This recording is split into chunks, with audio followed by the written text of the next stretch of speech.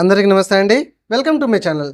2002 తర్వాత ఓటు హక్కు పొందిన వాళ్ళు ఈ బిఎల్ఓ ఇచ్చినటువంటి ఈ ఫామ్‌ని ఏ విధంగా ఫిలప్ చేయాలనేది చాలామంది కన్‌ఫ్యూజ్ అవుతున్నారు ఇప్పటికి కూడా. సో, ఈ ఒక్క వీడియో ద్వారా మీరు మీ కన్‌ఫ్యూజన్‌కి ఫుల్ స్టాప్ అయితే పెట్టుకోవచ్చు. సో, అంత క్లియర్‌గా ఎక్స్‌ప్లెయిన్ చేస్తా అండి. ఎందుకంటే ఈ సెక్షన్‌లో ఏం రాయాలనేది చాలామంది కన్‌ఫ్యూజ్ అవుతున్నారు. అండ్ అంతేకాకుండా ఈ సెక్షన్‌లో రాసే పర్సన్స్ ఒకవేళ లేకపోతే ఎట్లా, ఎవరి వివరాలు రాయాలి అనేది కూడా చాలామందికి డౌట్ ఉంది. ఆ వివరాలు కూడా నేను ఈ వీడియోలో ఎక్స్ప్లెయిన్ చేసే ప్రయత్నం అయితే చేస్తాను. కాబట్టి స్కిప్ చేయకుండా దయచేసి లాస్ట్ వరకు చూడండి. వీలైతే నచ్చితే లైక్ చేసి మరికొందరు షేర్ చేసే ప్రయత్నం అయితే చేయండి. చూడండి, 2002 తర్వాత ఓటు హక్కు పొందిన వాళ్ళు ఎలా రాయాలి, ఈ బిఎల్ఓ ఇచ్చినటువంటి ఈ ఫామ్‌ని అనేది ఇప్పుడు మనం ఎక్స్ప్లెయిన్ చేసుకోబోతున్నాము. ఓకే. సో, 2002 తర్వాత ఓటు హక్కు పొందిన వాళ్ళ వివరాలు ఇక్కడ మీకు బిఎల్ఓ ఇచ్చినటువంటి ఈ ఫామ్‌లో ముద్రించబడి ఉన్నాయి. ఇక్కడ మీ పేరు, మీ యొక్క voter ID number. Okay. So, 2002 తర్వాత ఓటు హక్కు పొందిన వాళ్ళు ఈ బాక్స్ ఉంది కదా, ఈ బాక్స్‌ని అనేది ఫిల్ చేయొద్దు. ఓకే. ఈ సైడ్‌కి సంబంధించిన బాక్స్ ఫిలప్ చేయాలి. మరి ఎవరి వివరాలు ఈ బాక్స్ ఫిలప్ చేయాలి అంటే, ఈ 2002 తర్వాత ఓటు హక్కు పొందిన ఈ క్యాండిడేట్‌కి సంబంధించి తండ్రి వివరాలు కావచ్చు, తల్లి వివరాలు కావచ్చు, తాతయ్య వివరాలు కావచ్చు, లేకపోతే నానమ్మ వివరాలు కావచ్చు రాయాలి. ఈ నలుగురిట్లలో ఎవరైనా ఒకరి వివరాలు రాయండి. అయితే ఈ తండ్రి లేదా తల్లి లేదా తాతయ్య లేదా నానమ్మ, ఓకే, ఈ నలుగురిట్లలో ఎవరైనా ఒకరు గత ఎస్ఐఆర్లో ఓటు హక్కు కలిగి ఉండాలి. అర్థమైందండి? మళ్ళీ ఒకసారి చెప్తున్నా చూడండి. ఈ క్యాండిడేట్కి సంబంధించిన తల్లి కావచ్చు, తండ్రి కావచ్చు, తాతయ్య కావచ్చు, నానమ్మ కావచ్చు, నలుగురిట్లలో ఎవరైనా ఒక్కరు గత ఎస్ఐఆర్ ఓటర్ జాబితాలో ఓటు హక్కు కలిగి ఉండాలి. గత ఎస్ఐఆర్ ఓటు జాబితా అంటే ఎప్పుడండి? 2002లో. ఇప్పుడు ఈ క్యాండిడేట్కి సంబంధించిన తండ్రికి 2002లో ఓటు హక్కు ఉందట. సో, తల్లికి ఉందట, తండ్రికి ఉందట. కాకపోతే తండ్రికి ఉంది కాబట్టి నేను తండ్రి పేరు ఇక్కడ రాస్తున్నా. ఇక్కడ 2002 ఓటు హక్కు ప్రకారం మాత్రమే ఈ బాక్స్ అనేది మీరు ఫిలప్ చేయాలి. ఇది గుర్తుపెట్టుకోండి. ఓకే. సో, ఇప్పుడు క్లియర్గా మీకు అర్థమవుతుందా? అర్థమైంది కదా? రైట్. సో, ఇప్పుడు ఈ క్యాండిడేట్కి సంబంధించిన తండ్రి 2002లో ఓటు హక్కు కలిగి ఉన్నాడు కాబట్టి ఇక్కడ పేరు అనే చోట ఈ క్యాండిడేట్ యొక్క తండ్రి పేరు కనకయ్య అని రాసిన. ఈ వివరాలన్నీ ర్యాండమ్గా రాస్తున్నానండి, ఎవరిని ఉద్దేశించి కాదు, దయచేసి గమనించండి. ఓకేనా? సో, పేరు కనకయ్య. ఈ కనకయ్యకి సంబంధించిన ఓటరు ఫోటో గుర్తింపు కార్డు నెంబరు 2002లో అందుబాటులో ఉంటే రాయండి. సో, ఈ క్యాండిడేట్ కనకయ్యకి 2002లో ఓట్లో ఆ లిస్టులో మనకు ఓటర్ సంఖ్య ఉందట, ఓటర్ నెంబర్ ఉందట. అప్పుడు సిరీసు ఇగో ఇట్లా ఉంది, ఏపీ 1 2 3 4 షాంపిల్గా ఇగో ఇట్లా ఉన్నది.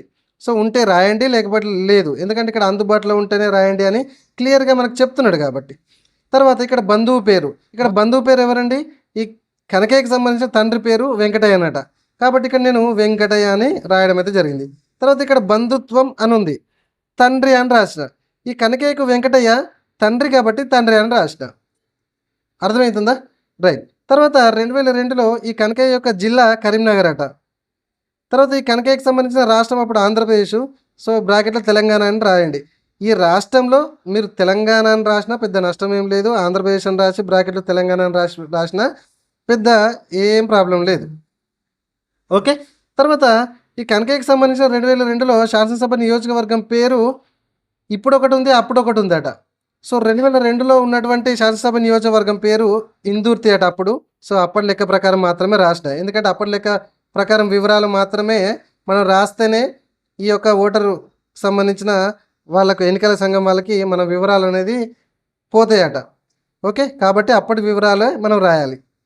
తర్వాత శాసనసభ నియోజకవర్గం సంఖ్య, భాగం సంఖ్య, క్రమ సంఖ్య, ఈ 3 సంఖ్యలు ఎక్కడికి వెళ్ళి వచ్చినాయి అంటే 2002 ఓటర్ లిస్టు జాబితాను మీరు డౌన్లోడ్ చేసుకుంటే అక్కడ మీరు ఆ పేజీ నుంచి ఈ శాసనసభ నియోజకవర్గం సంఖ్య, భాగం సంఖ్య, క్రమ సంఖ్యలు అనేది మీరు పొందవచ్చు.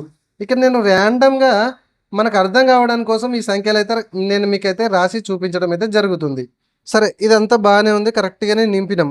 కానీ మీ అందరికి ఉన్న డౌట్ ఏంటంటే ఇక్కడ రాసేటటువంటి ఈ డీటెయిల్స్ వీళ్ళు తల్లి కావచ్చు, తండ్రి కావచ్చు, తాతయ్య కావచ్చు, నానమ్మ కావచ్చు, వీళ్ళు చనిపోయారు అని అనుకుందాం. ఓకే. సో, లేరు అని చాలామంది కామెంట్స్ కూడా చేస్తున్నారు. అలాంటప్పుడు ఈ బాక్స్‌లో ఎవరి వివరాలు రాయాలి అని అంటున్నారు. ఈ క్యాండిడేట్‌కి సంబంధించిన బంధువులు ఇందాక చెప్పుకున్న వాళ్ళ నలుగురిట్లలో ఎవరన్నా ఒకరి డీటెయిల్స్ వాళ్ళు లేకున్నా కూడా, చనిపోయినా కూడా 2002 ఓటర్ల లిస్ట్‌లో ఉంటేనే ఈ నంబర్స్ అనేది వెయ్యండి అండ్ ఆ డీటెయిల్స్ అనేది రాయండి. ఒకవేళ వాళ్ళు చనిపోయి ఆ 2002 ఓటర్ లిస్ట్‌లో లేకపోతే మాత్రం ఈ బాక్స్‌ను కూడా వదిలేయండి. అర్థమైందా ఇప్పుడు క్లారిటీగా? అప్పుడు ఈ బాక్స్ ఎంప్టీ అయిపోతది. ఈ బాక్స్ ఎంప్టీ అయిపోతది. కాకపోతే మీరు కంగారు పడాల్సిన అవసరం లేదు. ఈ కింది బాక్స్ ఏదైతే ఉందో, ఈ కింది బాక్స్ అయితే క్లియర్‌గా రాయండి సరిపోతది. సో, ఇట్లా పరిస్థితి ఇది. ఆ 2002 ఓటర్ జాబితాలో ఉన్నటువంటి మా తాతయ్య కావచ్చు, నానమ్మ కావచ్చు, తల్లి కావచ్చు, తండ్రి కావచ్చు వాళ్ళు లేరు అని బిఎల్ఓకి చెప్పి ఇక్కడ మీరు సంతకం చేసి అడిగిన బిఎల్ఓ అడిగినటువంటి ఆధార్ కార్డా లేకపోతే ఓటర్ ఐడి కార్డా లేకపోతే ఇంకేదన్నా అది పిన్ చేసి అయితే ఇవ్వండి. సో, ఇప్పుడు అర్థమైపోయిందా? 2002 తర్వాత ఓటు హక్కు వచ్చిన వాళ్ళు ఈ బాక్స్‌ని అనేది ఎట్లా ఫిలప్ చేయాలి? సో, ఉంటే ఎలా? లేకపోతే ఎలా? అనేది క్లియర్‌గా చెప్పుకున్నాము. సో, ఇక్కడ చూడండి ఈ శాసనసభ నియోజకవర్గం సంఖ్య, భాగం సంఖ్య, క్రమ సంఖ్య వీటి కోసం మాత్రం 2002 ఓటర్ లిస్టు ఎట్లా డౌన్లోడ్ చేసుకోవాలనేది మనం వీడియో చేసినాము. ఓకే. ఆ లిస్టు డౌన్లోడ్ చేసుకుంటేనే మీకు ఈ నెంబర్స్ అనేది మీకు దొరుకుతాయి. సో, ఈ కింది బాక్స్ మాత్రం ప్రతి ఒక్కళ్ళు ఫిలప్ చేయాలి. ఇక్కడ ఏం వివరాలు ఉన్నాయి? మీ పుట్టిన తేదీ అయితే ఇక్కడ రాసేయండి. ఇక్కడ ఆధార్ నెంబర్ ఉన్నది. ఐచ్ఛికం అన్నాడు. ఐచ్ఛికం అంటే ఆప్షన్. సో, ఆధార్ నెంబర్ ప్రతి ఒక్కరికి ఉంటుంది. మ్యాక్సిమం రాసే ప్రయత్నం అయితే చేయండి. తర్వాత మొబైల్ నెంబరు.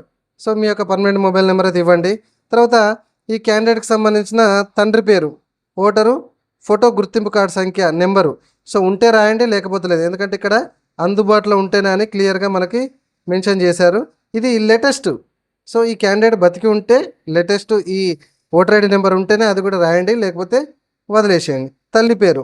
సో, తల్లి పేరు అయితే ఖచ్చితంగా రాయండి. వీళ్ళు ఉన్నా లేకపోయినా తల్లిదండ్రుల పేర్లు అయితే ఖచ్చితంగా రాయాలండి. ఓకే. అండ్ తల్లికి సంబంధించిన ఓటర్ గుర్తింపు నెంబరు ఉంటేనే రాయండి లేటెస్ట్‌ది లేకపోతే లేదు. తర్వాత ఈ క్యాండిడేట్‌కి ఒకవేళ పెళ్ళైతే గనక జీవిత భాగస్వామి పేరు రాయండి అండ్ జీవిత భాగస్వామికి ఓటర్ నెంబరు, ఓటర్ గుర్తింపు కార్డు నెంబరు ఉంటే ఇక్కడ రాయండి. లేకపోతే లేదు. పెళ్ళైతే ఈ డీటెయిల్స్ రాసుకోండి 2 లేకపోతే వదిలేసేయండి.